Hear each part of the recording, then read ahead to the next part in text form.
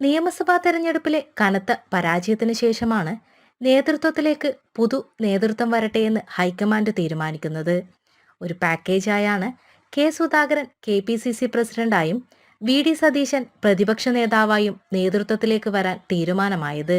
ഇരുവരുടെയും തുടക്കം ഗംഭീരമായിരുന്നെങ്കിലും ഉമ്മൻചാണ്ടിയുടെ മരണത്തോടെ ഇരുവരും രണ്ട് തട്ടിലായി. പുതുപ്പള്ളി ഉപതെരഞ്ഞെടുപ്പ് വിജയത്തിന് ശേഷം നടന്ന പത്രസമ്മേളനം ലോകം മുഴുവൻ വീക്ഷിച്ചതാണ് സുധാകരന്റെയും സതീശന്റെയും പ്രകടനം. ഇത് കോൺഗ്രസിന് നാണക്കേടാവുകയും ഭരണപക്ഷ മുന്നണികൾ നിയമസഭയിലടക്കം ഇത് ഉയർത്തിക്കാട്ടുകയും ചെയ്തിരുന്നു.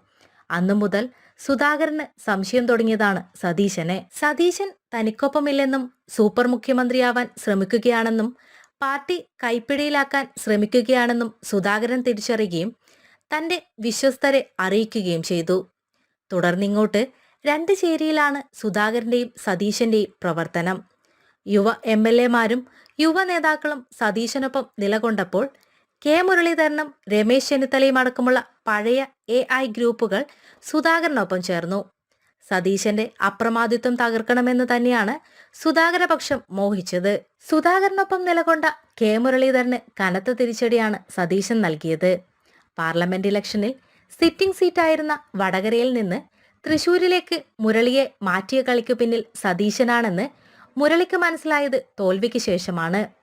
സതീശന്റെ വിശ്വസ്തനായ ഷാഫിയെ വടകരയിൽ മത്സരിപ്പിക്കുകയും വിജയിപ്പിച്ചെടുക്കുകയും ചെയ്തു. ഷാഫിയുടെ പാലക്കാട് സതീശന്റെ മറ്റൊരു വിശ്വസ്തനായ രാഹുൽ മാങ്കൂട്ടത്തെ അവിടെ വിജയിപ്പിക്കുകയും കൂടി ചെയ്തതോടെ സതീശൻ കോൺഗ്രസിലെ കിങ് മേക്കറായി.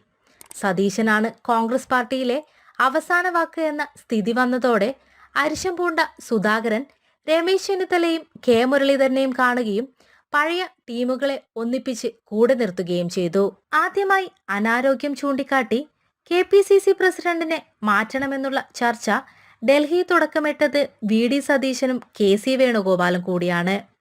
പഴയ പടക്കുതിരകളെ പടിക്ക് പുറത്ത് നിർത്തുകയാണ് ഇവരുടെ ലക്ഷ്യം. സതീശനെ പ്രതിപക്ഷ നേതാവാക്കാനായി കളിച്ചത് T സിദ്ദിഖും ഷാഫി പറമ്പിലും അടക്കമുള്ള യുവ MLA-മാരായിരുന്നു. ഇവരാണ് രഹസ്യമായി ഒപ്പുശേഖരണം നടത്തിയതും ഹൈക്കമാൻഡിന് ഇമെയിൽ അയച്ചതും. ഇതുവെച്ചാണ് ഡൽഹിയിൽ കളിച്ച KC വേണുഗോപാൽ രമേശ് ചെന്നിത്തലയെ വെട്ടി സതീശനെ പ്രതിപക്ഷ നേതാവാക്കി അവരോധിച്ചത്. ഈ വിരോധം ഇപ്പോഴും സതീശനോട് ചെന്നിത്തലയ്ക്കുണ്ട്. അതുകൊണ്ട് തന്നെയാണ് സുധാകരനോടൊപ്പം ചെന്നിത്തല ഉറച്ചു നിൽക്കുന്നത്. മാത്രമല്ല KPCCയുടെ സംഘടനാ ജനറൽ സെക്രട്ടറി M ലിജുവാണ് സുധാകരന് വേണ്ടി കേരളത്തിൽ ഓപ്പറേഷനുകൾക്ക് നേതൃത്വം നൽകുന്നത്. ലിജുവാണ് സുധാകരനെ കൊണ്ട് മാധ്യമങ്ങൾക്ക് അഭിമുഖം കൊടുപ്പിച്ചത്.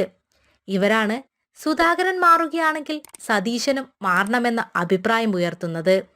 സുധാകരനെ അനുനയ നീക്കത്തിലൂടെ മാറ്റാനാണ് ഹൈക്കമാൻഡ് ശ്രമിക്കുന്നത്. എന്നാൽ തിരിച്ചടി ഭയന്ന് പിന്മാറാനും സാധ്യതയുണ്ട്.